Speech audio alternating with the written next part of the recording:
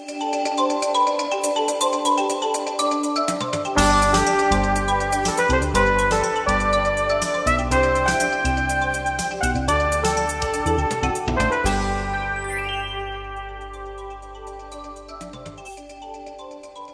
evening and welcome to another exciting episode of Bahrain Today, where we bring you the latest topics, news and events of the kingdom. Join us as we go one-to-one with the country's top talents and initiatives. Stay tuned and we'll be right back.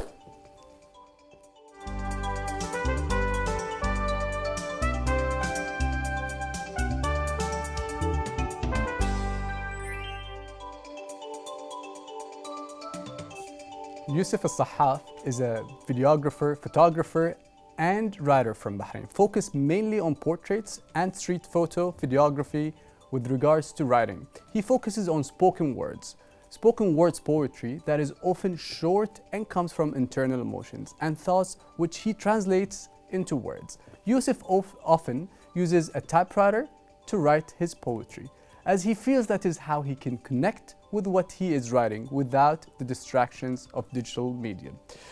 Yusuf, thank you for being here. How are you doing today? Thank you for having me, Omar. Thanks. I'm actually intrigued. You typewrite everything? Yeah, I do. Yep. Cool.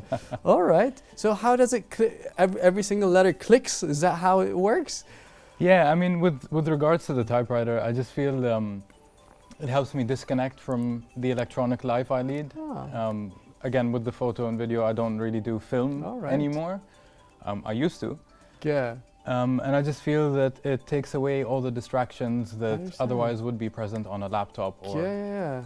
It narrows down your ideas and then you're not distracted. And wow, artists are always different and I can see that.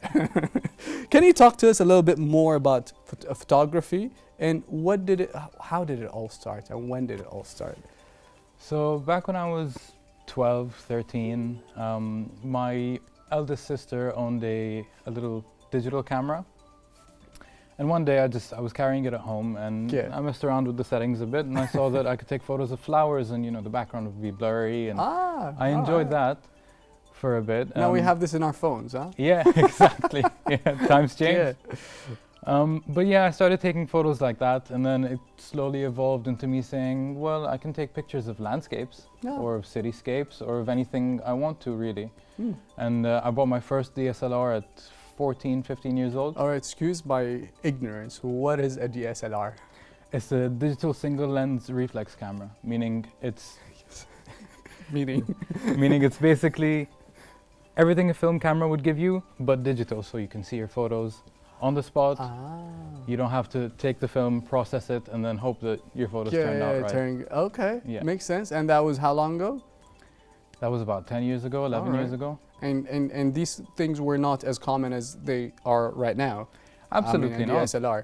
Yeah, absolutely because not. I've never seen something but DSLRs nowadays, right? Yeah, I mean nowadays there's cameras are always evolving. So there's mirrorless cameras now. In the sense you get much more raw footage, you get a lot more detail, and it does help. I was very reluctant to make the switch, but once I did, I was just blown away by the equipment. All right. Yeah. Cool. So what inspired you to pursue photography as a career? What inspired me to pursue photography as a career was I noticed that while I was taking photos, hours and hours would pass by. Right. And I would just forget yourself, huh? Yeah, I'd forget myself. I'd be really enjoying myself. And then I thought one day, well, I'm okay at this. And I'm enjoying it. So why not try to make a career out of it? And I did. Right on. Yeah. And smooth sailing from there? Not well, really. It's never really smooth right? sailing, yeah. Ups but and development downs. at least. Yeah, development always. I mean, I practice every day at least once, twice a day. I'll grab my camera and walk around, take photos of things, even if I'm not really feeling like it on the day. Yeah. Just to kind of get my mind in that state of I need to create something. The video started later on. Okay. Tell us about that. Yeah, so it was about 3-4 years after I got into photography and I had my own camera that I thought, okay, well, photography is great. You capture still images, but what happens when the images are moving? And so I began to experiment with that a bit. And I worked on a couple of, videos here and there for friends and stuff, and I just thought, hey, this feels a bit different to photography, but they still kind of feel the same in a sense. So I went through that, and yeah, that was at least 8 years ago. Cool. All right. So, what advice would you give to aspiring photographers?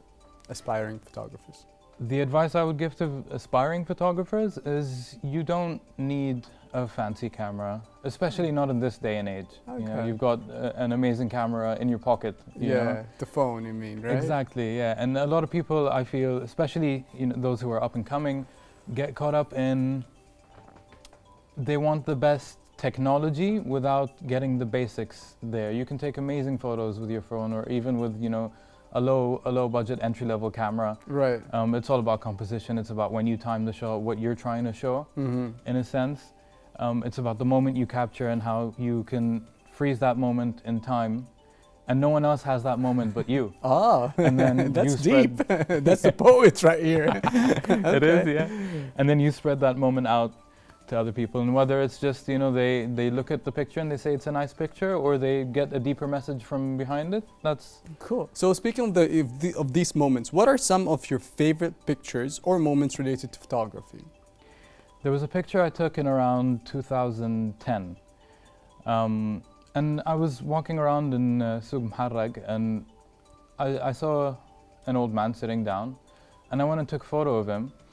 And I didn't know that he noticed me. Okay. As I was taking the photo. So I took the photo, and as I was walking away, he called me and he said, "Hey, did you take a photo of me? Can I see it?" And I showed him, and he said, "I love this photo." So about 2-3 days later, I printed the photo out, framed it, and gave it to him. Oh, cool. And he hung it up in his shop. Wow. Yeah. All right. And that it's those moments that kind of make it. So now if I go there, I'd still see it? Yeah, you still see it. I pass by every once in a while just to say hi. It's the connections that I'm able to make through street photography that I feel, not just with people but with places as well. For a very long time, Souk Manama to me was, it's just a lot of traffic and there's so many shops, and I could never park. Not anymore. But then when I parked my car and I said, let me take a walk with my camera and see what I can find. Now there's people in restaurants that every once in a while when I pass away, they go, "Hey, you're the photographer, you're the guy who walks around with a camera. All right. Take our photo, take our photo." Look at you. And yeah, Cool. It's the connections really. All right, beautiful. And so moving into writing, what did you pick up, when did you pick up that, or when did you pick that all up? I picked up writing about 4 years ago. As a person, as any other person does, I have internal thoughts, and sometimes even the word would be struggles, in a sense. And in the beginning, it was just a way for me to express what I was feeling on the inside, because when speaking to people, there's so many variables that come into account. There's your body language, the words you choose. But I always felt that speaking to the paper was easier? A lot than speaking to people. Would you say that maybe you started writing your diary, or did you just go into poetry? From day one, it was poetry. I mean, wow. Did you learn that? Did you? I didn't know I had it. It just came up. One day I thought, hey, this sounds nice. Let me write it down. And it was just a thought in my head, but then I came back to it after 10 minutes and I said, hey, I like this. Let me develop it a bit more. And so I did. And when I first started, I started an Instagram account, and it was anonymous. It was, I was using my pen name and no one knew it was me. What would you call yourself then? I called myself the Morbid Optimist. The Morbid Optimist, okay. Yeah, they're two very prominent sides of me that kind of contradict with each other a lot of the time. I appreciate the irony, yeah. Yeah. And also because it was very prominent in what I would write, the optimistic side, but also the morbid side. And in a sense, I found beauty in things that a lot of people around me would not. Okay. I'd see an abandoned... Can you tell? Yeah, okay, you see an abandoned... Yeah, I see an abandoned house and I go, wow, guys, that's beautiful. And they go, it's abandoned and broken. What do you mean it's beautiful? I say, it's beautiful because it's abandoned and broken. That means there's a story. All right. You know, just think of how You many. think of something deeper than the shallowness of. Yeah, I find that helps me go through life a bit happier. Okay. Once I look into things. And when I first started sharing the poems, I just thought maybe it was, you know, someone could relate to it. I mean, there are. And somebody did relate to it. A lot of people, yeah. I mean, and I'm very outspoken when it comes to mental health and mental well-being and all of that. And my poetry kind of was the medium in which I shared my own personal experience. And so a lot of the time when you're going through something, it's a bit comforting to know that someone else is going through. Feeling what you feel. Exactly. It's nice to know that you're not completely alone, Definitely. even though sometimes you feel like you are. No, loneliness is too easy to feel. It's one of the things that you don't have to have a before you feel lonely. Exactly. Right? Yeah. So it's easy, but guilt is not. Definitely one of the harder ones to climb out there. Yeah. And I mean, when I first started writing, I never imagined that anyone would appreciate what I wrote. I mean, the only reason I put them on Instagram was just because I had to have access to them years after I was done. And maybe share what you have with other people and see how they feel, maybe? Yeah, of course. Yeah. And I mean, I always wanted to share with other people, but I never imagined that the reaction would be as big as it is now, even if it's just on a local scale. People come up to me and they say, "Hey, you're Yusuf, right? You're the guy who writes those poems. You're the guy with the typewriter." Oh, so you posted your photo and you came up with your real name now? Later on, about 3 years into it, I came out with my real name because the anonymity was great. I loved it, but I kind of wanted to satisfy people's curiosity in a sense and kind of put a face to the name. And because through doing that, you introduce a bit more of a human element, and so they say, okay, well, this is a person, and I see them. Yeah, and so now they feel you even more. Exactly. I understand. So where did you draw your inspiration from your writing? I drew my inspiration for my writing through just mostly my internal thoughts and my emotions, and sometimes in very specific incidents with very specific pieces of writing. It was through someone I knew, and I'd see there. Would that be your favorite memory related to writing? My favorite memory related to writing would be when, about 2 years ago, I had an exhibition at a space here, and I hadn't prepared. Well, I mean, in a sense, I had prepared. I had the poems, but I kept them in my drawer at home. And so, about 2 days before the exhibition, I sat down with my friend Mehdi, and he said, "Well, where's all the work?" And I said, "I have it, not on me, but I have it." And he said, "Well, do you want to go get it?" And I said, "No, I think I'd like to write about 300 new poems right now." And so I remember that day I sat down, and it was me and the typewriter, and I was sitting down from around 9 a.m. to around 10 p.m., 13 hours just vigorously writing. And my friend just came and tapped me on the shoulder and he said, "Hey, I don't mean to disturb you, but we got to sleep." So all right. So how'd you deal with writer's block, and if you have ever experienced it? With writer's block, I find a lot of the time I experience writer's block when I put, and I know this is going to sound funny, but it's when I think about what I'm writing, I experience writer's block, because what I write, it comes from a different place. I completely understand. Yeah, it doesn't come from thought, it comes from feeling. And so when I do feel writer's block, I sit down for a bit and I kind of look inwards to see, and just check in with myself. Let me tell you something. I had yesterday we had a salsa dancer here with us, and I did a few moves off air with her, and once the first move was good, but then she's like, "You're thinking too much," because I was doing the wrong moves. It's like, Yeah, that's true, because I was very conscious of my surroundings. Of course, yeah, it helps. People were commenting, Yeah. and I was very conscious. But once I blocked everybody off, That's I it. was just doing what I'm doing, Yeah, and it was it's a correct whole- for the first time ever. It was It's it's a whole probably- different experience. Yeah, that's Well, exactly what it's sir, like. thank you very much for being here. That was I really enjoyed the segment. I Thank could you talk so to much you for for having as me. much longer, but unfortunately we have to. All right, yeah. All right, sir. Thank you so much for having me. Viewers, stay tuned. We'll be right back for more.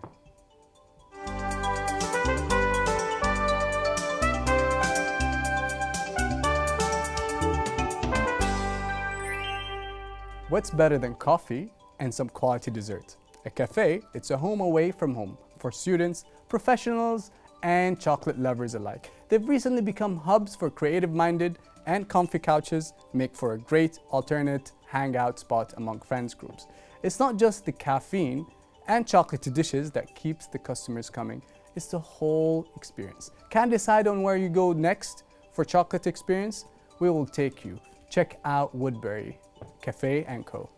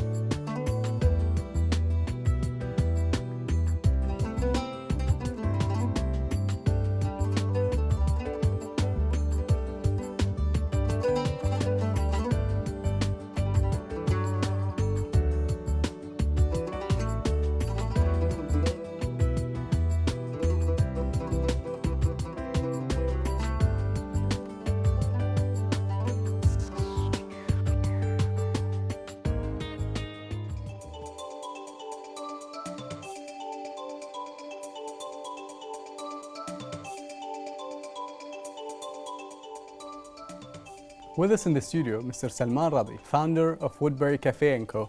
Sir, how are you doing? Thank you for being here, and thank you for bringing all that dessert. Thanks for having me. Thank you very much. It's our pleasure, sir. So what inspired you to start Woodbury Cafe & Co?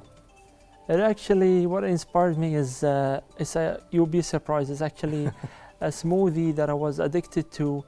It's a peach and mango smoothie that I was, during my time, I was living in Florida. Yeah. I get addicted to that. So Okay. actually, let me give you a little brief background about myself. Please, yeah. I graduated from the UK in 2003 with a BSc, then Masters in Risk Management. I have nothing to do with this one. I got my Master in 2004 from Glasgow. Uh-huh. I came back to Bahrain to work as a banker for 1 year at Gulf Finance House. Uh-huh. Then I came back to the UK to work for JP Morgan Okay. as a pricing analyst. Then from there I moved to London to work as an independent controller for an investment bank. From there I came back to Bahrain to join Ernst & Young. I believe it's 2008, Mm-hmm. which is as a risk consultant. Yeah. I spent around 1 year and a half in Bahrain offices. Then I moved back to the UK. It's too much back and forth. Yeah, I know, right? Yeah, I couldn't Now settle I'm gonna down. keep up with this, yeah. Yeah. So from UK, I spent around maybe a 1 year in the UK office in Ernst & Young. Mhm. And And all then that from time there- you're learning something, you're liking something, food has nothing to do with food, huh? Nothing to do with food. Nothing to do with at food, all. okay. No. So from there, I moved again from UK after spending around 1 year Mhm. to Ernst & Young again in New York office. I worked there as a financial consultant again for 2 years in Mhm. New York. And from there, I moved to Florida. Yeah. And that's from where it there all I just- started? Yeah, I believe so. The idea, I mean. The huh? idea, yes. Okay. Yeah. And so you got addicted to some kind of juice. Yeah. And where does the chocolate get involved in Well, Woodbury? the idea was just to start a juice bar. Okay. But during the planning and pre-opening process, I was just thinking I might as well add the chocolate. Okay. So from there, I made it actually, now it's chocolate bar more than a juice bar. Yeah. But it's actually both. Okay. It contains both juices and chocolates. Cool. All right. So why Woodbury and Co? This is another idea. This is another good story question. I need to tell you. Yeah. Yeah, I want to listen to all that, Yeah, please. so during my stay in New York, It's actually me, my wife, and my kid, three of us. You know, life was a little rough in New York, and even though you have a good job, Yeah, good it's just pay, but busy. it's busy and Busy. also salary-wise and your income. So Okay. actually, my wife started her own business and bringing some designer brands like sending these items from Bahrain, from New York to Bahrain, Okay. and she started selling this one to her family and friends. Okay, And wait, from wait. I there- think I know where you're going with this. Woodbury is the outlet, which is- in New York, and Yes. many. Okay. Exactly. So then over the time we developed the idea of making it online actually while we were there. So at that time we were sending more items from New York to Bahrain, and it's getting much bigger. We have such a good online sales, Okay. and we continue with that even after we moved to Florida. Wow. So actually, I believe the majority of the capital of Woodbury was coming from the Woodbury Woodbury. itself. Yeah, yeah. Cool. So that's So the Woodbury Cafe. Why did you choose it to represent you? This is the whole point. It's actually, I Okay. miss Woodbury every single weekend, every single It's a know, long holiday. drive from Manhattan, though. It's about an hour and a half, Yeah. but it's worth it. Okay. Cool. I was enjoying that. So what makes you special in this field? Actually, I believe the business is based on three main elements. Number one is the quality, which we cannot compromise on at any point in time. And this will be based especially the ingredients that make our desserts as well as juices Yes. and the drinks. Mm-hmm. Number two is the creativity, which we look into it day and night. We keep searching for that, and we keep thinking. That's tough. Yeah. Last year, for example, I have attended 4 or 5 food exhibitions, one in Italy, other one in London, Just to Dubai, get new and ideas, Riyadh. huh? Exactly, yeah. New machines, We get new suppliers, new ideas. suppliers, yeah. Yeah, Okay. exactly. And then the third one is the affordability, which is we have to satisfy customers, but also we have to make sure they can afford that. I understand. So we for are them to come almost- again and again and again, they won't Exactly. feel it as a Yeah, burden. Bahrain is such a small place, and we have to keep our regular customer. Correct. And with that being said, I think we have to take the opportunity here to make this statement that we were the first coffee shop of its kind in Bahrain that we started serving Arabic coffee, free Arabic coffee with each dessert Okay. and a bottle of water. Unfortunately, I couldn't give you here. So how many branches now do you have? Now we have 4 branches. Oh, cool. So tell Yeah. us about the dessert and beverages that you have in front of us, and what else do you cater? Well, actually, I couldn't bring everything in here. This is just Obviously, some yeah. samples of these. These are pancakes, Okay. pistachio, saffron, and Nutella. Cool. And we have that one is the Liberty. It's actually pistachio cake, then the chocolate on top. Mhm. And we have the molten cake and the cookie lava. Cookie lava. Yeah. That's probably would be my favorite. I'm I sure you'll love it. cookies. I'm sure you'll So love it. what do customers prefer? What are your best sellers, would you say? Now I think recently we have introduced the Liberty, which is this the pistachio.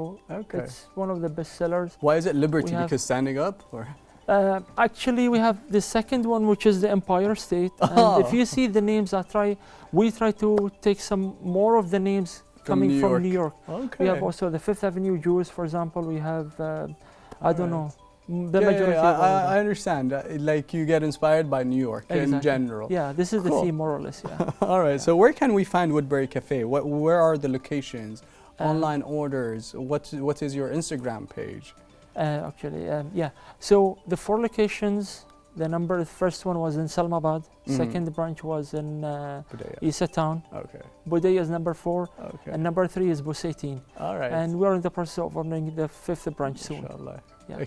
Excellent. And do you have any online orders? Can we order online? Actually, no. Not I yet, believe huh? we are getting severe pressure from our customers Oh. to make these delivered to them. We are Yeah. out, not in talabat, not encourage, nothing else. Okay. We would rather have our customer coming to us. They To eat give it them the fresh, optimum warm. experience. Exactly. Yeah. I understand. It is So, never the same if you eat it in there or the delivery. Yeah. all right. So your future plans is to open another branch in 2020? Yeah, actually, this is the short-run plan, but on the medium run, we are actually in discussion with one large investor, which he's from the GCC. Franchise. Actually, will be maybe kind of partnership, I believe. Okay. then we will be able to open more branches rather than just franchise in one country. Well, best of luck, Mr. Salman. Thank you so much. Thank you so much for being here, and thank you for bringing this Thank you very delicious much. sweets with you. My pleasure. Thank you so much. Thank you. Thanks. Stay tuned, and we'll be back in a minute.